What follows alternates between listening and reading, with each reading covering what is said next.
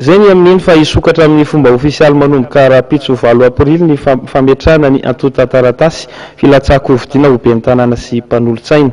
Notapahana tao anatin'ny filakevitry ny governemanta Androany ny pitsopitsony momba ny vola sy fandraisana anjara ny kandida amin'izay fifidianana izay. Tsy mitovy ny fandraisana anjaran'ny kandida ho ben'ny tanàna sy mpanolotsaina andrenivohitra sy ambanivohitra. Miankina ihany koa amin'ny isan'ny mpanolotsaina ho fidiana no abetsaka izany araka ny didim-panjakana nivoaka tamin'ny filakevitry ny gouvernement Androany talata 7 aprily 2024. Neto amin'ny komuna Antananarivo renivohitra no ambony indrindra ny vola sy fandraisana anjaran'ny kandida amin'ny fanontana ny bilita tokana. Mahatratra 3 tapitrisa ariary no efain'ny kandida maniry ny rotsaka ho fidiana amin'ny fifidianana ben'ny tanàna sy mpanolotsaina eto amin'ny komuna Antananarivo renivohitra.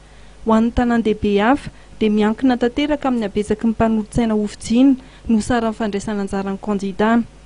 Ho an'ny komuna ambonivohitra manana mpanolotsaina ho fidiana 9 dia 4 ariary ny vola alohan'ny kandida eny amin'ny OVEG.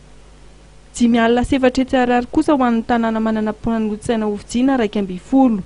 10 ariary ho an'ny tanàna manana mpanolotsaina 3.20.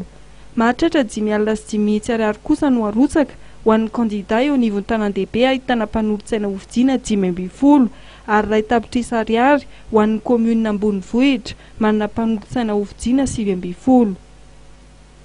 Momba ny komuna ambanivohitra manana mpanolotsaina ho fidiana 10, 3 ariary no tsy maintsy efan'ny kandida ho ben'ny tanàna sy mpanolotsaina. Raha toka 3 ariary no arotsaka ny kandida eo anivon'ny komuna ambanivohitra manana mpanolotsaina ho fidiana 7.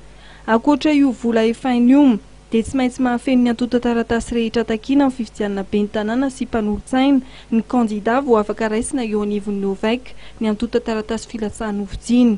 Marihana fa amin'ity dia lisitra tokana no iarahan'ny kandida ben'ny tanàna sy ny mpanolotsaina avy amin'ny fikambanana, antoko politika na vondrona politika iray. Ary manomboka rahampitso ny fandraisana ny antota taratasy filatsahana ho fidiana amin'ny fifidianana ben'ny tanàna sy mpanolotsaina izay ho tanterahana ny 1 amin'ny 3 jolay 2024 avy izao.